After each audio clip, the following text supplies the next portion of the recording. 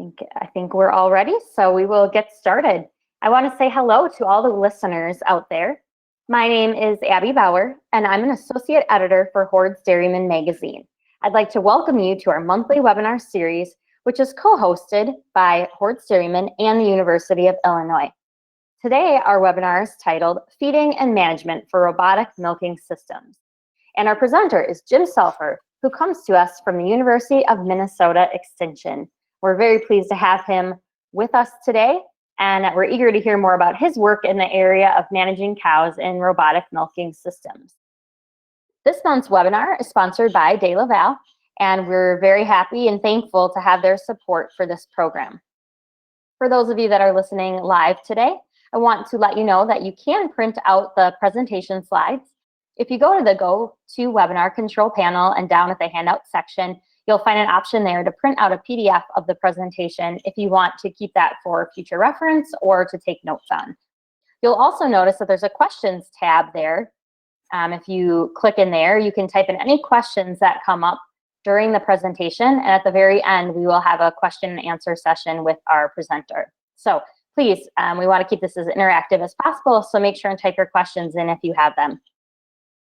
Our webinar team consists of Jim Baltz, who works at the University of Illinois, and then our online media manager here at Hoards Dairyman, Patty Hurchins, who do a lot of the behind the scenes work here to help keep things running smoothly. And then I also have my co-host with me today, Mr. Mike Hutchins, who comes to us from the University of Illinois. Mike, I'll let you introduce Jim, and then we can kickstart this month's webinar. Well, very good, Abby. Thank you very much. And it is my distinct professional and personal honor to introduce a good coworker of mine, Jim Salfer.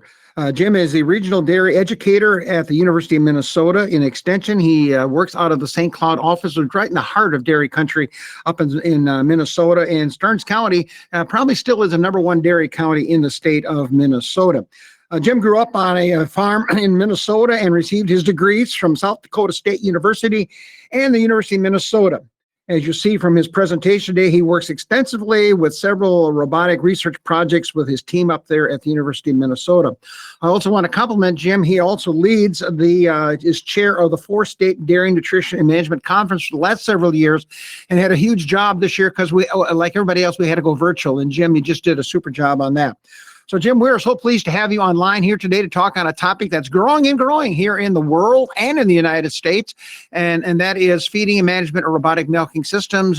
Jim Salfer, take it away. It's your program. All right, thanks, Mike. First of all, I'd like to thank Abby, or the people at Hoards Dairyman, including Abby, and of course Jim Baltz, who's a tech person with that, and of course Mike Hutchins, who I've worked with for a number of years and is really a good colleague and just is a friend of mine. So with that, I'd also like to thank Marcia Endres. You can see her name on the slide. We've worked together on a lot of these projects over about the last 10 years or so, and a number of robot farmers. And I'd be remiss if I didn't also thank the cooperator farmers. All of our data is from on-farm data and visiting a lot of farms over the last number of years, and also their nutritionists. We've had excellent cooperation between all of them, and also the robot companies have been good at cooperating. So today I'll talk a little bit about my outline. So I've got a couple of slides kind of looking at the economics of data based on some farm management information from Minnesota and from the upper Midwest. Then I've got a few slides on feeding. I've got some factors looking at milk per cow and milk per robot, looking at getting heifers started in robotic systems, and then, of course, looking at the number of milkings and the number of cows in a robotic system, because that's a lot of debate. So that'll be kind of the layout for the program today. So with that, these are just 3 different research studies you can see in 3 different time frames. This one was done in Wisconsin. It includes farms from North America and so that includes Canada and the United States. And you can see over time, it sure appears that milk production per robot is increasing pretty substantially. I think that's probably due to a couple different reasons. The newer generation of robots are much better than the older generations of robots. But probably more importantly is the farmers and the businesses and the dealers, and there's a lot more networking. And so we've just gotten better knowing how to manage robots, how to feed cows in robots. We've learned a lot about feed design, but it clearly looks like our benchmarks need to be moving up on these robotic dairies. This is some of the research information that I want to share, and this is from the University of Minnesota's FinBin database. And what I did with this data is you're able to sort it a lot. And so I sorted, looked at all cows between 550 and 500 cows. These includes herds not just from Minnesota. There's also a few herds from Ohio and Wisconsin in this data. And when I sorted that way, I try to do that because that's really the range of sizes that most of our robot herds are in. And just for your information, the non-robot farms in this database, so the conventional farms in yellow, are average 164 cows, and the robot farms average 171 cows, but pretty similar.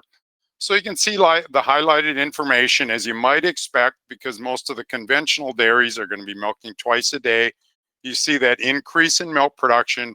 And again, if you look at the AMS, the automatic milking systems, I also sorted those by the average. So you compare the average conventional with the average robotic system. And then I looked at the top 40% to look at, and that's based on net return per cow. And so you can see how the top 40% or the top robot barns are doing. So you can see a nice increase in milk production per cow.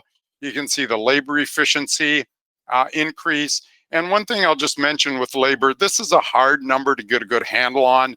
Basically, in this database, what they do is they ask the producers, most of these are farmers that run crops and young stock, and so there's a lot of labor on a farm, so they kind of have them estimate how much time they spend with the cows. So it's a pretty mushy number. It's not like it's really a measured number.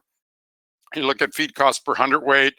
You know, you hear a lot of discussion about that. I think for farms, the feed cost per hundredweight is sometimes higher because they've got the cost of pelleting, whereas you see some farms that if they do all their own farm processing and when nutrition is put in, typically feed costs, they don't maybe take that into account. Like, for example, high moisture corn, they're probably using a dry corn price. But if you put up high moisture corn, you're saving drying costs, you're probably saving storing costs, whereas if you have to haul that feed to town. But we don't pick that up, and there's been some other studies that haven't picked that up a lot. But you clearly are writing a much bigger check to your co-op or wherever you purchase your feed. Milk price per hundredweight, we pick that up pretty consistently. Now that's getting better, but unfortunately, this database doesn't have components or somatic cell count built in. That will be in the future. But the only logical explanation on why the average conventional farm is about maybe 40 cents per hundredweight higher milk price is it's either related to components or is related to somatic cell count. And that doesn't surprise me. I hear some robot farms talking and they struggle a little bit with components. And I think that may be to possibly feeding maybe a little bit more robot pellets than we should, and maybe having a little bit of subclinical acidosis. You cannot find that anywhere in the literature, but that's just my suspicion. And again, you can see the labor piece. You can see the net return per cow per day. I've got a slide. You can see the top 40% robot farms are doing very well by all standards, but you can see on an average, the average robot farm is a little bit lower than the conventional farm. Part of that is really driven by overhead costs. As you can imagine, most of our robot farms are newer, they have a newer capitalized milking system versus some of the older farms. The older conventional farms, a lot of those have older milking systems that are all paid for. And you see a lot of that profit is driven by much higher interest and depreciation on our robot farms. And again, you can pick up the labor piece here. I just thought I'd put that in the slides. And you can kind of see a feed cost, or I'm sorry, a labor cost per hundredweight. It's about, in this database at least, again, it's about $1 a hundredweight advantage for the robot dairies. But again, I'd just like to emphasize this numbers are really kind of a tough number. So it's maybe not, you know, the trend is accurate, but I'm not sure the exact numbers are correct. One thing I'd just like to emphasize on this slide, and what I did here is sort that by profit cohort. And so you can see each of these, this is the one on the left here would be the bottom 20% for profit up to the top 20%. All I'm trying to emphasize on this slide is if you're an unprofitable robot farm and you build a new robot barn and you can't figure out how to get that managed, it's a really unprofitable venture. And so you can see the spread in profit is much higher with the robot farms, from minus $915 per cow. And again, this is data from 5 years, 2015 to 2019. But the more profitable robot farms, the one that kind of get the management figured out and know how to manage these facilities, they are very competitive with a conventional milking system, at least based in this database. These are really the three factors. I get a lot of questions as I'm visiting with farmers that are thinking about robotic systems. How much is my milk production going to go up when I switch to robots? And I hear everything.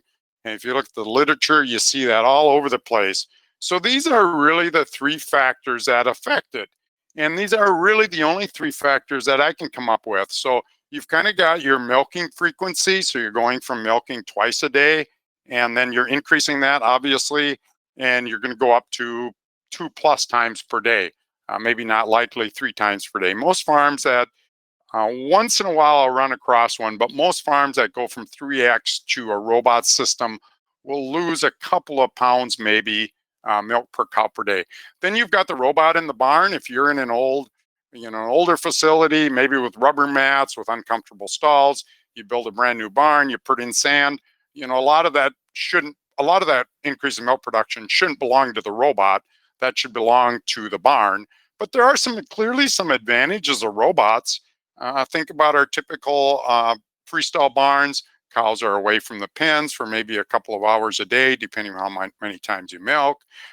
They're also in hot holding areas. So there is somewhat of a barn effect when cows can stay in those pens and they got access to amenities 100% of the time. And then there's a labor sparing effect. And I think for a lot of our smaller farms, that's really where a lot of the increase in production comes from. And what I mean by that is so many of our smaller family farms just can't get their work done because they always have to quit to milk. For example, they're chopping hay. Well, we got to quit to milk, so maybe our hay quality isn't as good as it should be. Maybe they can't get heifers bred on time. And so what I really mean here is people are moving from a lower value labor, and I'm going to call that milking. Not that I'm saying milking isn't important on a conventional farm, but we're shifting from maybe a lower value labor, and we're moving that labor to doing something that's of higher value, like putting up high quality feed, maybe managing your records, maybe developing a good synchronization program, whatever that might be. So I think now we're moving to a poll. Is that correct, Jim?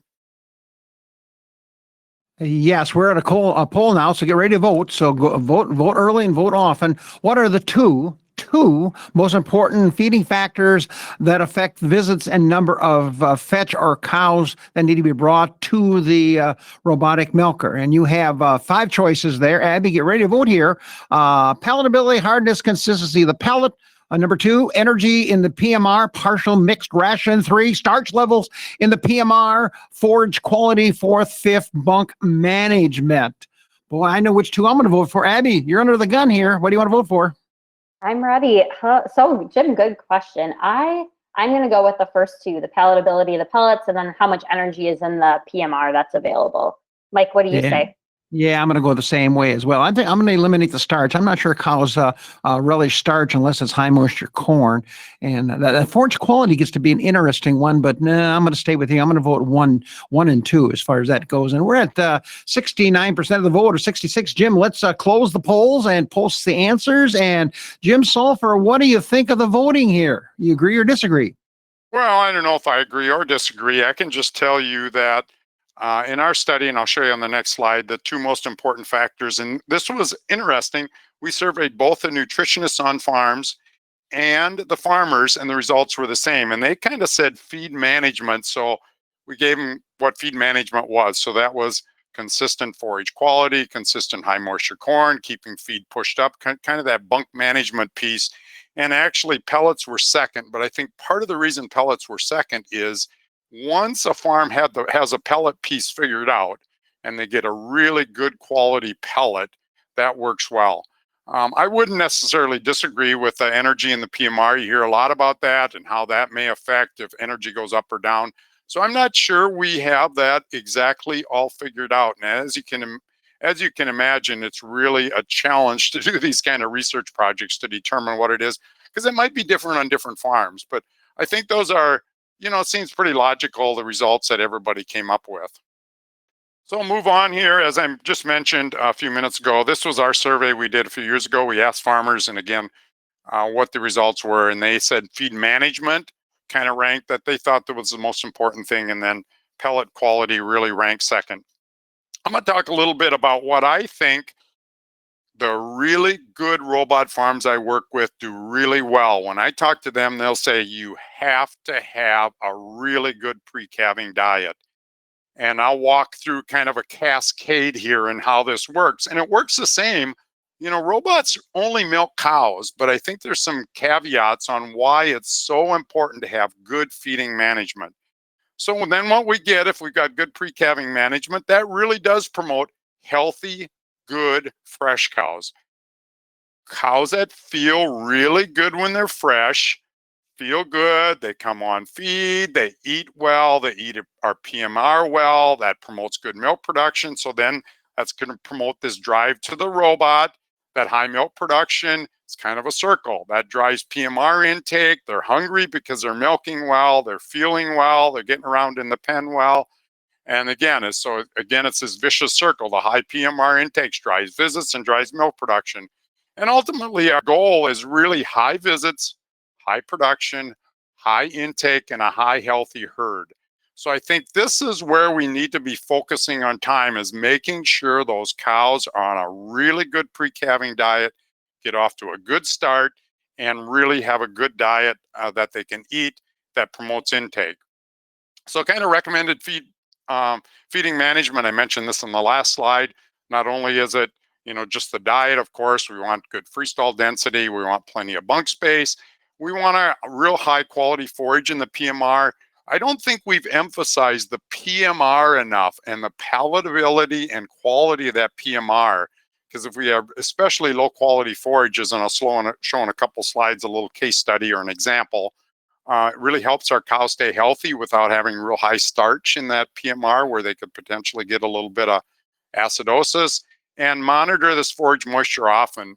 Farms will comment pretty much especially haylage, if the moisture changes, they'll really pick that up, and visits that'll drop. And of course, anybody in robots that's listening realizes how hard it is to get that back. Focus on the PMR. As I mentioned earlier, we haven't focused really enough on that, I don't think. We really need a PMR that supports high production, but drives cows to the robot, consistent feed quality, consistent feed mixing. Again, one of the challenges we got, if we've got a diet that's potentially sortable, guess what happens? We got some cows that come eat, they eat all the goodies, they eat all the starch, they may not feel very well. Then they go a little bit off feed, they don't visit as often, the rest of the cows get the poor diet. That's really different than it happens in a conventional herd, but we're forcing those cows to be milked, for lack of a better term. We're chasing them up to be milked. So they're going to get milked 3 times a day or twice a day. If a robot cow isn't feeling very well, she's got a little acidosis, she's going to go, I'm not that hungry, I'm going to stay in my bunk and lay down. So I think we really need to be thinking about that in a robot farm. Again, diets that cows feel good, and management that enhances rest and rumination. This is a herd I was at. I asked if I could use them. Just to put this in context, this is a farm that moved in. You can look at some of the numbers and say, well, they may be lower than we'd like to see. This is a farm that moved in about a year ago, about Thanksgiving of 2019. But you can see, if you look on the bottom slide, they were moving up pretty nicely in milk and milk yield per cow.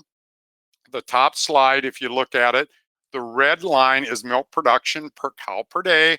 So they were bouncing around right about 80 pounds. Well, you can see this yellow line, and this farm, this is a really good farmer with a really good nutritionist. And they knew this was coming. They were switching to some sorghum silage. Wasn't horrible quality, but not as good as their alfalfa. And all I'd like to show is, look at how fast milk production drops. Within a few days, they switched on about April 20th or so. And within a week or so, we lost 10 pounds per cow per day. Now, obviously, you can do that in a conventional herd, but look at what happens to our milk yield per robot. Look at what happened to our free time. I don't have visits per cow per day on here, but obviously a proxy for free time means there's no cows in the robot. And so we lost visits. But the point is, it's harder to get that back in a robot barn. In a freestyle barn, we can make some tweaks and adjust in a conventional farm because we don't lose our visits. We don't lose our milkings. And so it's kind of a double whammy if we don't have consistent forage. And it took this farm about a month to get it back. So you really need, you're going to see the theme of this feeding is you need really good feed management and consistent feeds in these robotic dairies. So I get a lot of questions on feeding strategies. I won't go to any gore details, but this is more of a generalization. So I don't even know if they're guidelines. You need to be working with a good nutritionist. So a fresh cow, typically from 7 to 28 days in milk, will start at a certain amount of feed, and then we'll ramp that up on a daily basis. So people that aren't familiar with robots, typically there's feed tables that you can set up, and you can run a feed table based purely on days. So we're just going to feed every cow that many days in milk, so many pounds of robot feed, or you can set it up on a feed table where it looks historically at how much that cow has given and says, I'm going to feed her for her milk production. So typically in early lactation, because we don't know how they're going to milk, we're going to ramp up those cows based on days in milk. So every day in milk, she's going to get a little bit more feed. Typically, we keep lactation 1. Again, these are typically lactation 1 cows a little longer on this feed table. I think how fast we get second or later lactation cows off of this feed table kind of depends upon how fast they ramp up in production. If these older cows ramp up really fast and by 4, 5, 6, 7 days in milk, they're well over 100 pounds and they're visiting really often, the problem with this feed table is that they will not be getting enough feed through the robot, and you're more likely to get issues like ketosis because remember your PMR is a little bit lower in energy. So I think the number of days you keep older lactation cows might really depend upon your herd, and watching those second and older lactation cows, because they're the ones that, boy, some herds just get these cows to come in if they're feeling well. They come in, they know the robot. It's like, boy, I'm getting my candy really often. They visit often and they really ramp up in milk. So I don't know if I can give you a real guideline other than watch your cows. And if they're on this table too long, you're likely to have a few more health problems with these older cows. Then typically through early lactation, usually second lactation through peak, of course, first lactation cows peak a little bit later. We tend to lead feed them a little bit for production. So we're looking back historically at production. We're now going off a production table, but we're going to lead feed them a little bit for that production, thinking that they're going to keep ramping up in milk. Usually then by mid-lactation, we basically just feed them according to milk production. There's a dry off table, and I'd like to see a second, an extra table or a secondary table for heifers that really allows them to grow and their intakes are a little bit lower for the amount of milk they're at. Guided flow herds typically have a little different feeding strategy.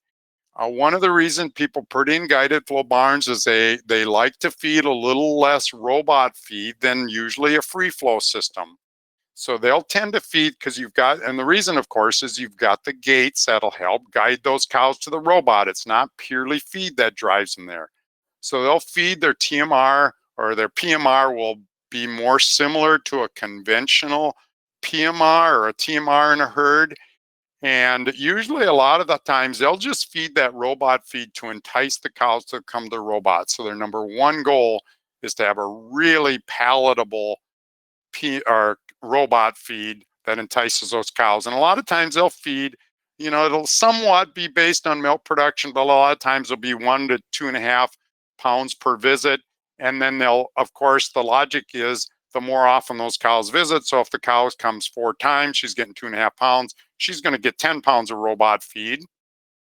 A later lactation cow that might be only visiting twice, she's only going to get 5 pounds of robot feed. So they still kind of feed to production, but not quite as much as typically these free flow barns. Another guide to success, so we're switching gears just a little bit here, is looking at um, milk per cow and milk per robot. And I think one of the things I'd like to emphasize, and you've seen the data looking at 6X and 4X milking, high early lactation visits promote high milking and high early lactation intake. And I'll show a slide on that. And then high milk production per cow is correlated with high milk production per robot. One of our studies, we looked at that and it was like 0.86. Not too surprising. High milk per cow, get a lot of milk per robot. This is some data from Mike Brook, just kind of looking at sort of a case study, I guess you'd like to say. So don't read too much into it. You can look at it a lot of different ways, but you can see, and these are first lactation cows only. For the first 100 days in milk, you can see the visits here at 2, 3, and 4 is just how it broke out. Milk production at 50, basically 90 and 95 pounds. Now, without a controlled research study, we can argue, were these cows that visited 4 times, were they just higher producing cows? Did they feel better versus maybe a cow visiting 2 times? But I think it does emphasize, just a matter of fact, that we early lactation visits are really important. And I'll talk a little bit later. Sometimes our heifers really struggle with these early lactation visits. Okay, these are some data from our research studies looking at some of the factors that affect milk production per cow. There'll be a few on milk production per cow and then a few on milk production per herd. So I think we're one of the first groups that's kind of looked at farms that feed more than one type of robot feed through their robot. And we did pick that up, that milk per cow and milk per robot were higher for herds that fed more feeds through the robot. And I see a lot more now. 3 is a little bit uncommon, but most farms now are at least feeding 2 feeds. And I think it just allows you to do a little better job of precision feeding. You can kind of put a fresh cow feed in there and feed those early lactation cows maybe a little bit higher protein. Commonly here in the upper Midwest, that might be a roasted soybeans for your second feed. Sometimes the third feed is a specialty feed just for fresh cows. The other thing, this is one of our earlier studies, that we did pick up about 11 pounds more milk with an automatic feed pusher. There's a number of them out there, and I don't think there's anything magic about automatic feed pushers other than the fact that the feed gets pushed up. So kind of the moral of the story is make sure your feed is pushed up. I think 11 pounds might be a little bit exaggerated from at least this particular study, but it's really common for me to hear when I go on a robot farm or even a conventional farm that's put in these feed pushers that they'll pick up maybe 3 to 5 pounds extra milk per cow per day. And when it breaks down, they kind of seem to lose that. So again, you can kind of see the numbers that we picked up on a per cow per day basis. Just as an explanation, a contained bunk, we had some older facilities that were remodeled. This would be, they weren't all J bunks, but something like a J bunk where you really don't push up feed.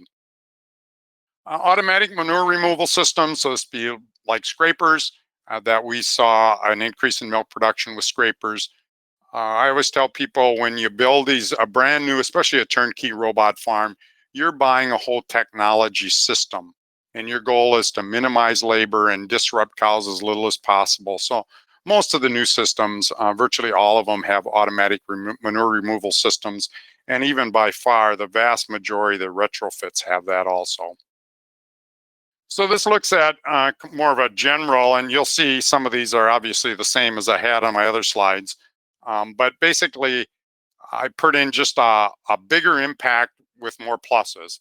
And so the big factors that affect milk per cow was number of milkings per day. Not too surprising. Cows that visited the robot more often gave more milk. Milking speed, so cows that milked faster gave more milk. Concentrate offer. And remember, these are associations. We don't run these as a cause and effect.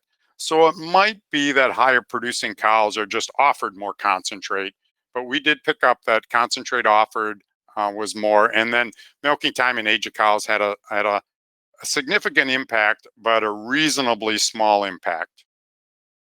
So these were the things that had a negative impact on milk per cow. residual feed or rest feed for people that are familiar with Lilly systems. And just to explain what that is feed that's programmed into the computer that the cow should be getting that she did not eat or wasn't offered to her. We don't know whether they ate it or not, but that was feed that she was programmed to get that never got offered to her. And refusals per cow per day, again, for listeners that might not know, a refusal is a cow that comes into the robot. It's not time for her to be milked, and so she gets kicked out of the robot. Some of the other factors that had a pretty minor impact were treatment time, cows per robot, and days in milk. So this is a change in gears a little bit. These are factors affecting milk per robot. Those were the earlier factors I talked about were milk per cow. You can see a lot of them are sort of the same. Milking visits per day. So this is basically how many visits are you getting to your robot every single day? Seems pretty logical. The more visits I get to my robot, pretty big effect on the amount of milk I get out of my robot. Milking speed, faster milking cows, I can get more cows through my robot. Cows per RMS unit. I'm going to talk a little bit about that labor. What's a right number for that? Our data shows that more cows per unit, you'll get more milk. Automatic alley scraping we picked up. We didn't measure it in our other study. Robot feed per cow per day, multiple feeds. Again, we picked that up. And you see some of the negatives are basically kind of the same. More residual feed. So as a herd, the more feed that got offered that the cows didn't eat, it affected milk per robot. Failed visits. A failed visit is when a cow comes in, it's time for her to milk. For some reason, she didn't fail, whether she kicked it off too many times, whether it didn't milk her out, whatever the reason is. But more failed visits means we had less milk per robot and then refused visits. So in some herds, not some herds, it's more common than you'd think. First lactation cows kind of struggle getting these visits in early lactation. So I'll talk a little bit about that. You can see this is a data from one of our studies. On the bottom in blue, the first 4 weeks, we measured each week of lactation. After that, it switched to a month. But you see in the first week, on an average across all these herds, I think it was about 35 herds, the average number of visits per heifer was just 2, and then it jumped up. But if you look at this, we never got above about 2.75 visits for heifers. And you see old cows take right off in the red bars. Boy, by the second week, they're visiting on an average more than 3 times per day. So this is pretty common. If you'll visit with farms that have robotic dairies, you'll see that pretty common. This is 4th week milk. So by 4 weeks, you really would expect that heifers would be kind of adjusted to the system and going in. If you look at it, this is 32 herds. Each of these are a herd. You look at these 5 herds, by 4 weeks, their heifers on an average are milking about 2 times per day. Well, we know that if on an average, the average heifer is being milked twice a day, that means about half the heifers are likely being milked less than twice a day. And so I think that's really a challenge. It's a problem when we're milking cows that haven't even reached their peak yet, less than twice per day. So I think we really need to address this and maybe talk about it a little bit. Here's a herd that's in Minnesota that expanded their facility, and their pre-fresh heifer pen was in their robot barn. You can see the robot barn behind here. This is just a picture of their heifer pre-fresh pen. And so what they decided to do is they had the ability to walk their cows through the robot system. And so what they did is walk their cows twice a day through the robotic milking system. And you can see this is not a controlled study where they walked half the cows through and didn't. This is kind of a before and after. So before they walk the cows through the system, this is their numbers of visits. And, kind of typical first week, 1.8, 1.8, 2, ramped up. This is after they were trained. So the definition of trained is that was after they had pre-trained these heifers by walking them through their robot twice a day. And you can see they ramp up by 3 weeks in milk. Look, we had just about 1 more visit on an average per cow per day. And by 3 weeks, these heifers were visiting an average of about 3 times. And that persisted all the way through the lactation, or at least up to 210 days when we measured that. So really pretty significant. It looks like if we can get these heifers trained and used to the robot, they'll adjust pretty rapidly. And if you talk to this farmer, they'll say, yeah, by 2 or 3 days in milk, a lot of these heifers are kind of going in on their own. It kind of makes sense because the only thing they had to get used to then, they were used to the robot, they were used to the feed, they just had to get used to the attachment. So it really kind of makes sense that that's going to be the situation. And so we've got farms that are doing a couple of things. Here's just a couple of farms. They're putting some robot boxes in their pre-fresh pens and kind of walking them through, maybe feeding them a little bit. I'm not sure how effective. We haven't really looked at this, but I think conceptually it makes a lot of sense if we can kind of get them used to the box. And a lot of people don't have the ability to obviously pre-fresh heifers in their robot barn and walk them through the robot. But I think this is some things people could look at. And again, we don't really have data to see how effective it is, but I think if you talk to the farmers, I think they say, yeah, I think it might be working. So now some points to ponder. Forget this a lot, how many fetch cows could I have or should I have? That's always a topic of discussion if you're hanging out with a bunch of robot users. And then what is the best way to train heifers and how long should I train them? And there's kind of seems like there's two schools of thought. After a period of time when I'm fetching them twice a day, I'm going to kind of quote unquote force them because I'm going to let them go longer. And 18 hours is probably not what they're letting them go, but well, I'm going to let them go 13 or 14 or 15 or 16 hours and see if they'll go through. And then there's another camp that says, I want to fetch my heifers at least 3 times a day because that means that they're going to ramp up in milk production. Oops. So first of all, when people are fetching cows, the first thing I'll ask them when they're saying, I think I have too many fetch cows, say, why are you fetching cows? Because I don't think a fetch cow is a fetch cow is a fetch cow. Late lactation, you've kind of got these late lactation, low producing cows, cows in heat, sick or lame cows. There's good logical reasons for them. The ones you kind of need to be thinking about are these unexpected cows. Did she become lame? Did she become sick? And then training fresh heifers, and training a fresh heifer to me isn't a fetch cow. She's a training cow. She's a cow that's kind of in training. So here, I don't know if this is the right answer, but it's something to ponder. Maybe on a way to train heifers. And of course, people are concerned that if they train their heifers, they're going to become chronic fetch cows. I get it. We train dogs, we train cows, they're all trainable. But I think if we do it right, we might be able to avoid that.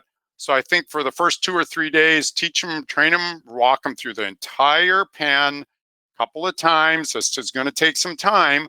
But if you go in that pen, you find that heifer, you chase her to the robot, long term, she is going to learn. Well, they're going to show up, and I guess my job is to get milked. But I think if we're a little stealthy about it, so if we teach her about the entire pen and kind of guide her to the robot, and then if we can fetch her morning and night when we normally do, when I tell people they should be fetching cows in the middle of the night, they say, Jim, why don't you come and do that and we'll see how it works. Probably makes sense. Fair enough. But I think if you can fetch 1 or 2 times in between, not at the same time, maybe when somebody's around going, I'm going to go only fetch heifers at that point in time.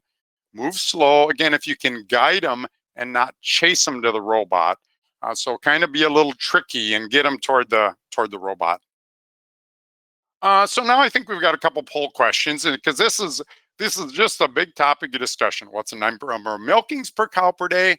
What's the right number of cows per robot? So I think, Jim, you're up with the poll. You bet. We got the poll up here. Jim has loaded it up here, and get ready to vote because we got to stay on time here. What is the ideal average number of milkings per cow per day in a robot barn to maximize profits? That's kind of the catcher there, Abby. We have 5 choices, 2.4 to 2.6, 2.6 to 2.8, 2.8 to 3, 3.0 to 3.2. Wow, this could be interesting. Abby, are you ready to vote? I'm ready. Yes, I'm very interested to hear what Jim has to say about these answers. I am going to select the 2.8 to 3 choice.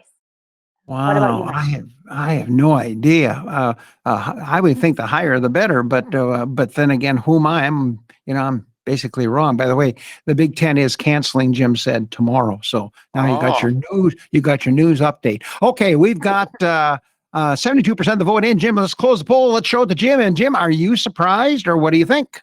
No, I'm not surprised at all, because that's what I hear some farmers, and there's a lot of push to get. We got to get to 3 cows with 3 milkings per cow. We got to get to 3 milkings per cow. I won't comment a lot on this. I've got the next slide is also a poll, kind of looking at maximizing milk per robot with kind of the same numbers. So I'll talk about it. And we actually got some slides. I think it's interesting from our really new research project. And I think people will be a little bit surprised and maybe rethink this, maybe just a little bit. So here we go again. It's open. Here's the question. What is the ideal number of cows per robot to maximize profit? And again, we got a big range here, 45 to 50, 51 to 55, 56 to 60 is your third choice. Your fourth choice is 61 to 65, and your fifth choice is 66 to 70. So the polls are open, and we are really voting here quickly, and that's a good sign. And Jim, we're going to give it about another, let's wrap her up, sign it off, and let's show it to Jim. So we have a lot of Jims here today, to Jim. And number of cows. You can get Abby, you can get a chance to vote, but what do you think, Jim? Yeah, I see a lot. I mean, the highest by far, again, is 56 to 60. That's because that's, again, traditionally where we talked about it. 60 cows per robot is the right number. I can just tell you a lot of our good farms would be really disappointed if they were 60, and I see 61 to 65 is next. And now I'll move on. I think I could discuss this more, but I think I'll discuss it in the next few slides on some of the data that we have. So this is a free flow. The last trial we did, you can see on the bottom the number of herds. So as you get to the ends, just as a caveat, the number of herds are a little bit lower, but this is basically milkings per cow per day based on number of cows. So we sliced and diced it based on that. But if you look at it on an average, this database across all of them is 2.8, refusals are 2.1, and you look the free time average 13%, almost on target with what the robots are saying, what the robot companies are saying. And you can see what really is driven as we get more cows per robot, the amount of free time really drops. Again, you'd expect that. And the milkings go up until 56 to 60, and then they fall off some. So a couple, we're still milking 2.6 here. These farms that are out here averaging between 66 and 70 cows per robot. Now let's look at how that is milk per cow per day and milk per robot. So these farms that are out here, if you look at it, I think this is surprising to a lot of people. The highest milk per cow per day were actually the farms that had 66 to 70 cows per robot. Obviously, with that number of cows and with the highest milk per cow, they also have the highest amount of milk, average milk per robot. You can say, well, how can that be? If our cows milk more often, shouldn't they get more milk per cow? I think part of the moral of the story is average milkings per cow per day really mean very little in a robot. Clearly, these farms are able to get the right cows milked at the right time. Doesn't pay to have a cow 300 days in milk that's milking 60 pounds to milk her 3 or 3.5 times, and maybe a fresh cow's only milking twice. So I think we need to rethink this, that it's purely an average. Averages really mean very little in a robot barn. It's those specific cows and getting the right cows milked at the right time in robot farms. So I'm not sure I answered anybody's questions, but I think it's an interesting point to ponder. This is guided flow data. We don't have as many guided flow barns, so each of these is a farm. So we couldn't we could have categorized them, but I thought I'd just put it up here since we don't have that many. And you can see they're kind of all over the place with the guided flow farms, from milking the lowest of 2.3 and up to about 2.8. This is the same data, looking at milk per cow per day. And you can see here, there's a herd in our database that had 77 cows per robot, kind of unheard of. You'd say, man, that's too many. They're averaging 84 pounds of milk per cow per day. Here's one at 72, averaging 85. You know, these in the 60s are averaging in the 90s. And I think part of the moral of the story, I think, might be is, how are we doing if we don't need as many cows if they milk a lot more? Maybe we could argue if we had this herd down here averaging 57 cows, averaging 104, maybe is the most profitable farm.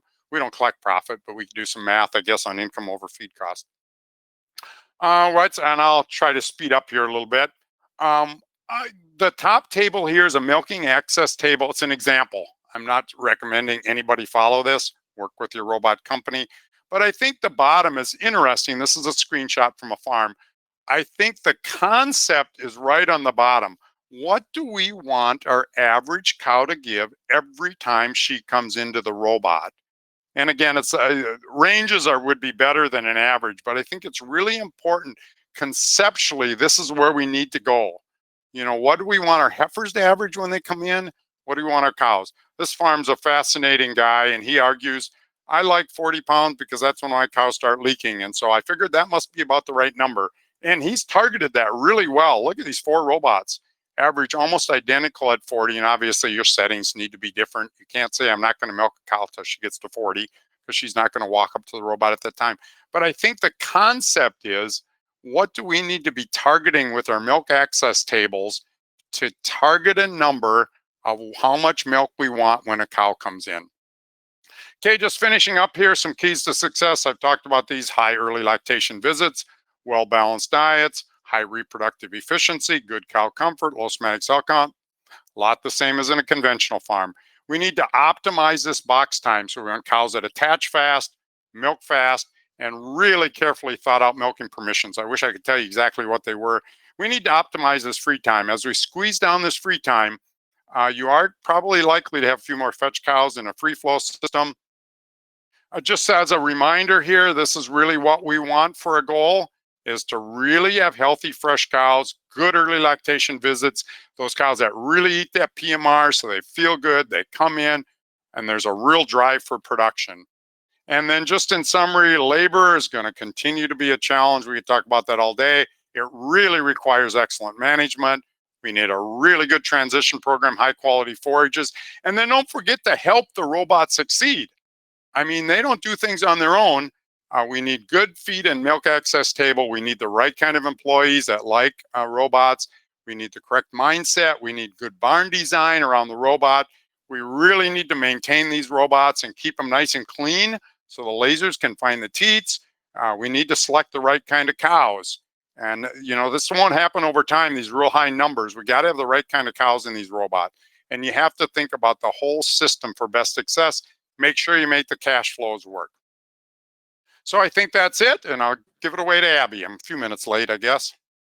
Jim, no problem. That was excellent. Thank you very much. I know I was looking forward to hearing what you had to say today, because I know you and Marcia and others on your team have worked a lot with the Minnesota dairy farmers and beyond, studying the robotic milking system. So thank you for sharing so much information with us in a short period of time. Also, I want to say a big thank you to our sponsor, De La Valle. If you have any interest or questions about their company, feel free to look them up. We really appreciate their support of our program today. Just want to remind everyone that if you want to listen to this webinar again or share it with somebody else, it will be posted on our website and our archives later this week. There you can also find all of our past presentations. We've been doing these webinars for 10 years now, hard to believe, but so there's a lot of different topics that are available on the archives. If you want to check those out, please do so. If you can go to the next slide, I will just point out our future webinars. Again, we do our monthly webinars on the second Monday, of each month at noon Central Time. In September, we have a presentation titled Calcium and the Transition Cow, which will be presented by Dr. Gary Etzel from the University of Wisconsin School of Veterinary Medicine. And that presentation will be sponsored by TechMix. Then in October, we have another veterinarian speaking to us. It would be Mike Zurakowski from Cornell Quality Milk Production Services. And he'll be talking about using milk culture results to treat mastitis. And that will be sponsored by Ozolier. So please make plans to attend those future webinars, get those dates on your calendars, and we'd love to have you on board again. We had some questions that came in prior to the webinar, and then I know that there are some that have come in during the presentation as well. So Mike, if you will go through and read those for Jim, and Jim, we look forward to hearing your responses. Yes, very good. And we do have a bunch of really good questions, Jim. So get on your thinking cap here. From Canada, can you feed high moisture corn through a robot? That's a really good question. There's actually one study done out at Pennsylvania. Again, it's a case study. So it's just an example of one farm that put in high moisture corn. And this was a 60-day kind of a period. They did a nice transition from no high moisture corn to basically high moisture corn. And then there's some roasted soybeans. And when you look at it, there was really no difference in production. As they transitioned, there was an increase about the cows average 80 and 81 pounds between the high moisture corn, with the high moisture corn averaging about a pound more. There's a farm I worked with here in Minnesota that did feed high moisture corn for a while. The biggest challenge with high moisture corn is, as you can imagine, the labor piece and then bridging through the equipment. Now, there's a company in Pennsylvania that's currently, they've just kind of developed up making a high moisture corn. They're making a bin. It seems like they focused, and this is purely for robots. Of course, you have to haul it from wherever you're storing that high moisture corn really on a daily basis.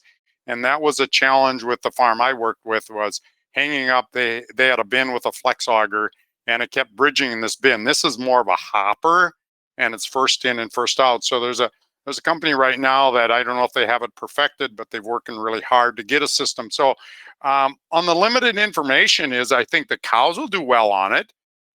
Probably get a little pasty in the bowl, but the real key, the real challenge is the logistics of making high moisture corn work. Otherwise, I think you can feed almost any, as long as it's palatable, and high moisture corn is pretty palatable. So it's got to be palatable, put up at the right moisture, and then it's bridging and getting those feeders calibrated correctly so the cows are getting the feed, and not feeding too much so they can eat it fast enough, because I don't think the cow could eat high moisture corn probably quite as fast as they can eat a real hard pellet.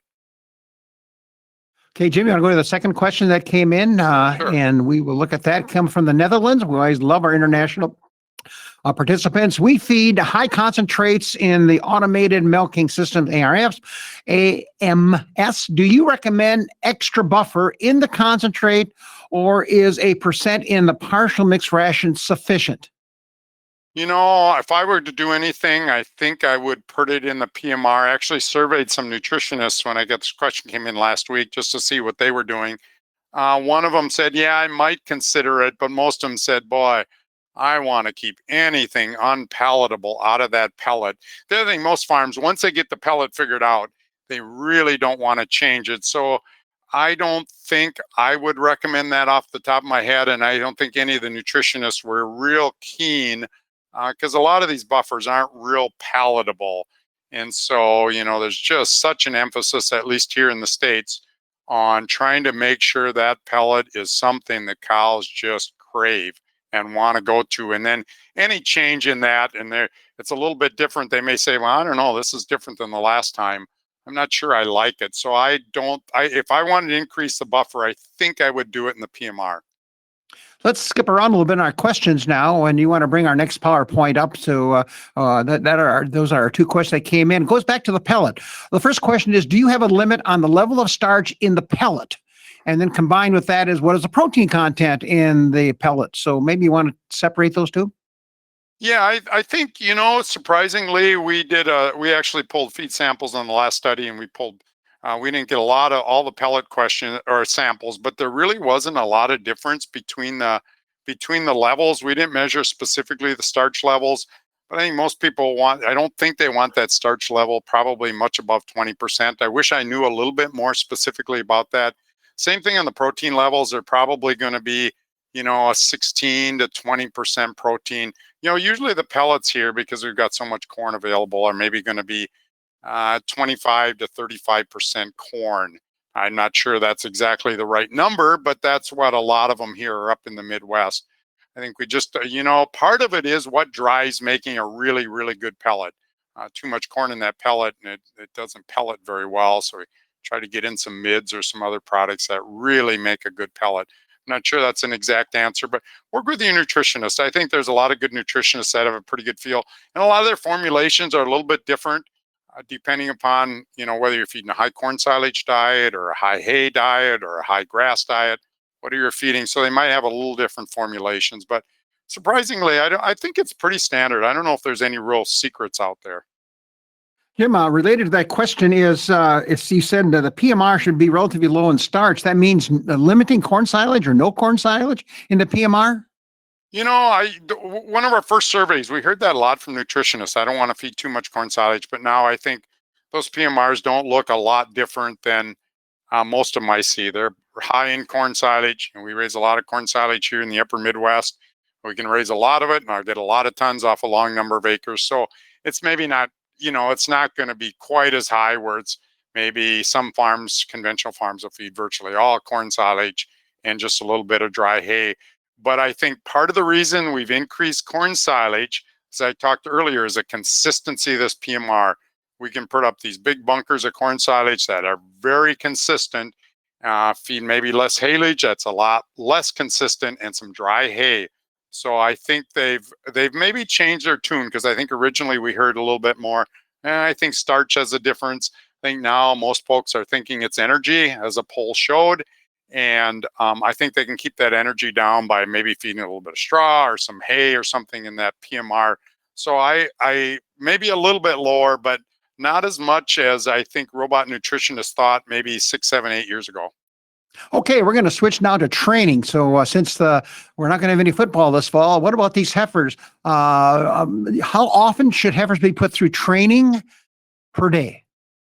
That's a good question. When I tell farmers they ought to be fetching them more than twice a day, especially our small farms, as I mentioned, they tell me to go do it, which is fair enough.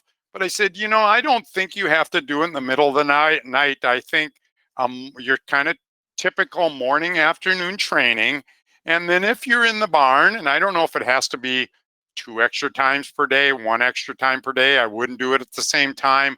I think that's maybe how we can avoid some of these chronic fetchers. And I had a farmer in Wisconsin tell me, I ponder this, but I'm not sure it's right. Their comment was, I think heifers learn by how many times they do it, not how many days. So her theory was, I'm going to fetch my heifers more often, and they'll just learn in a less number of days, because it was a number of times, not days.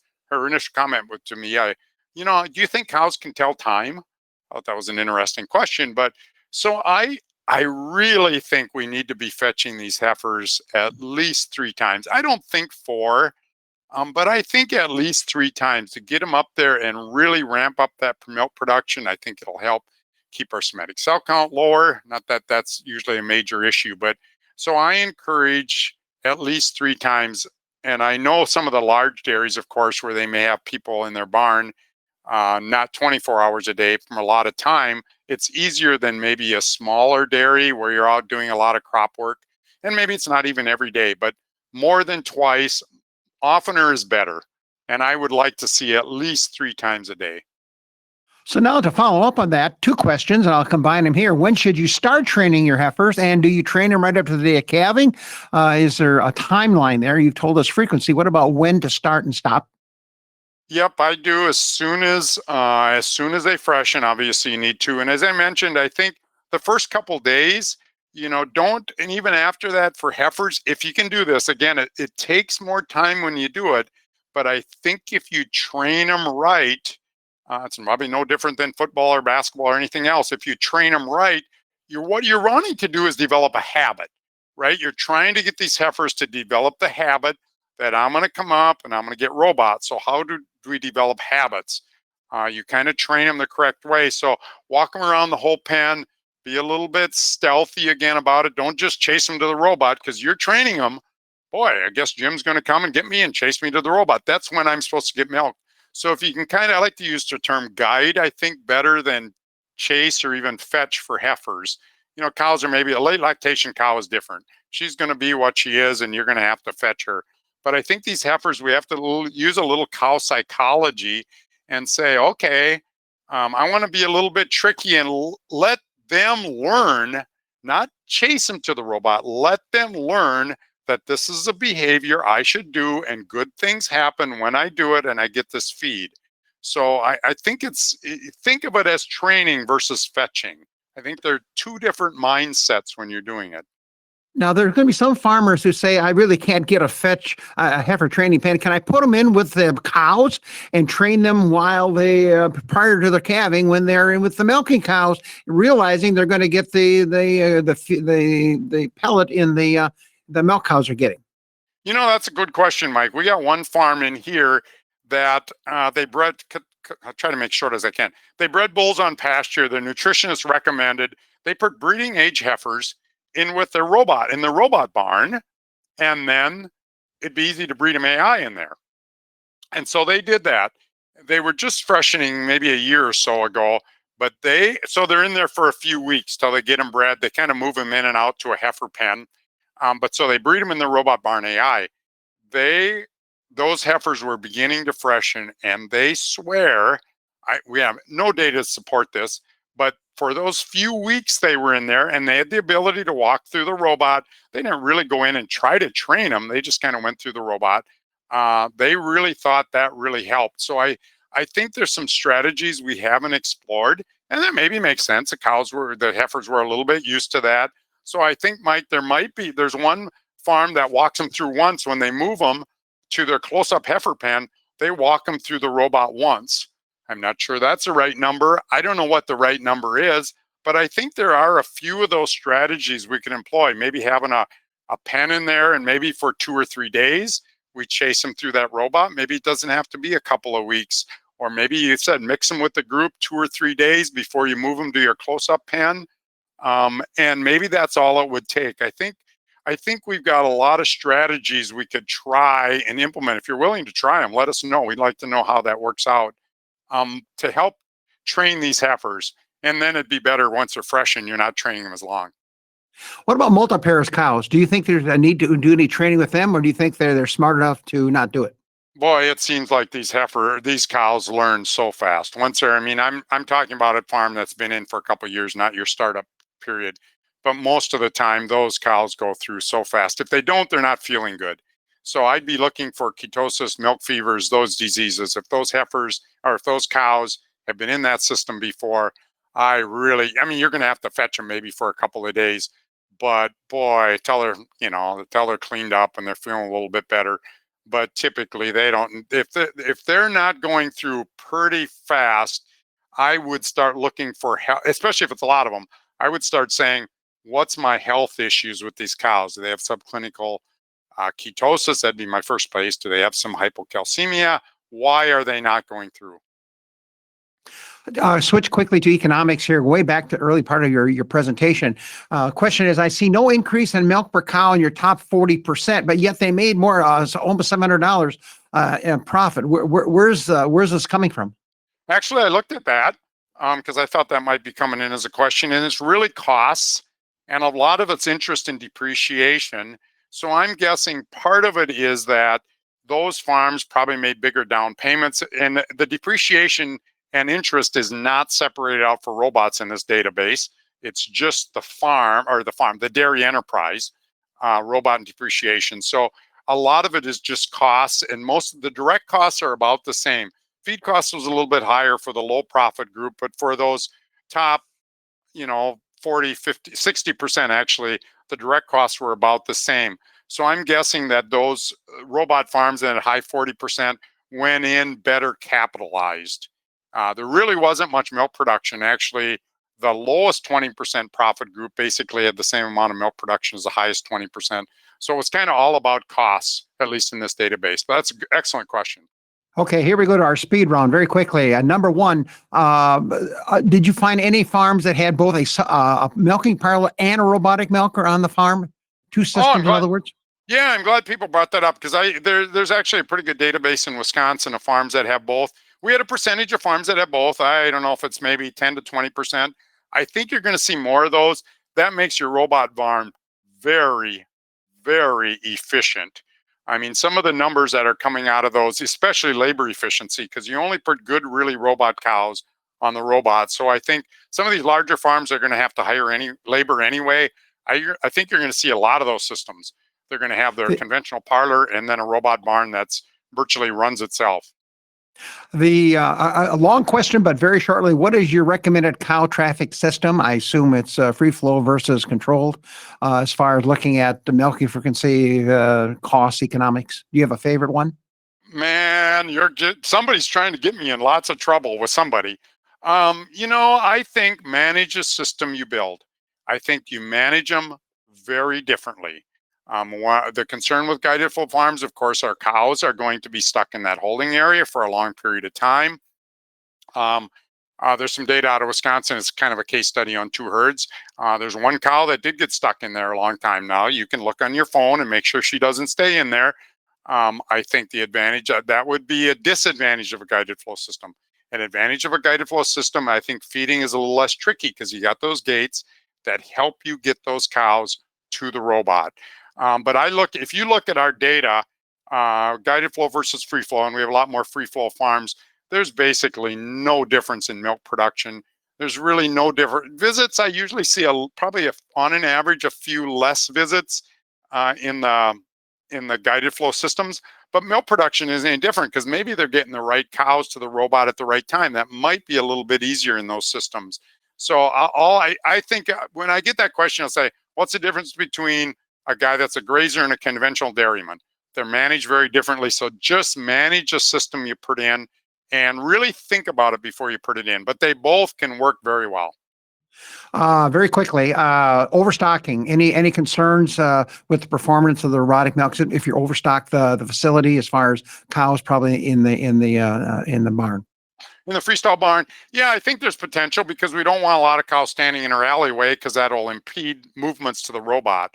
So what the right number is, I'm not sure. I mean, I think it's probably kind of the same as a conventional barn, maybe a little less. But my biggest concern would be is if you got narrow alleys and cows are standing in alleyways, and you need cows to be able to have movement to get to the robot when they want. Would you consider looking at keeping the fresh cows in a conventional system till they're healthy and then move them to the rut barn, or do you got to get them in there at day one? I think either can work. That's the way some of the systems work. They'll keep them in there till they're cleaned up and ready to go and really adjusted and udder edema's out. So you got a udder to work with, or a nice udder to work with. Some farms will do that. Some farms will put in. I didn't talk about facilities at all. Some people now, especially in bigger facilities, will have kind of a fresh cow area in their robot barn, partly because then they don't have to go out in a big group and fetch their fresh cows, and they can run those through a little bit oftener. It's a lot easier. It's a labor issue. I don't think it's anything but a labor issue, but I think we don't have. I mean, I think any of those systems work as long as you think through. But yeah, we had some farms that do that, and that's why they did it. They thought it made their robot barn more efficient when they had 2 systems. Any comments on semantics? I'll count between the robots and the conventional. On an average, they're the same. But one of the challenges with a robot system is if you've got dirty cows, robots can't tell how clean or dirty the teats are. They just prep a teat. So you got to have clean cows coming in a robot system. The other thing that's a little bit more of a challenge is if you've got some contagious organisms in a robot system, because you can't segregate those cows very well. There's some things you can do on the robot to help. There's some steamers and stuff you can put on, but you kind of got to watch your contagious organisms. But on an average, they're about the same. But it's a little harder to troubleshoot and solve robot or somatic cell count issues in a robot barn. Jim, we have a couple of questions that are pretty much specific to the brand of units, so we'll just skip over those at this point. Your last question: any research on the percent of corn silage to grass to alfalfa in the PMR? No, that's a good question. We pulled PMR samples, but I don't think we got specific PMR diets. So that's a good question. I would say whatever works so the diet is balanced. Again, cows eat nutrients. They don't really eat quote unquote corn silage or grass silage or hay. It's that combination of nutrients that really makes up the diet. So I don't know if I can even really comment on that. Well, Abby, we're going to turn it back to you. Jim, thanks for all your great answers. Sorry to rush you through this, but you just had a boatload of questions here. Great webinar. Thanks. Yes, very, very good. I was going to say that Jim certainly got a mental workout with all those questions. So thank you all for participating in the webinar and asking questions. And most importantly, Jim, thank you for a great presentation and then answering those questions on the fly at the end. So we're very happy to have you on board today. Looking ahead, just remember that we do have a webinar coming up September 14th talking about calcium and transition cows. And then in October, our presentation will focus on milk culture results and treating mastitis. So please make plans to attend those webinars. One more time, I would like to thank our sponsor for this session, and that is De La Valle. So thank you once again for helping us put on this presentation. And as always, I'd like to give a big thank you to all of you out in the audience. We had a great group of attendees today, and we really appreciate the time you take to be with us and listen to our presentations. We hope that you find value that you can take back to either your farms or the clients that you work with. So once again, thank you for taking the time, an hour out of your day to join us. So until next time, I'd like to wish you all well and say goodbye from all of us here at Hoards Dairyman and our team at the University of Illinois. Please take care, and we hope you'll join us again.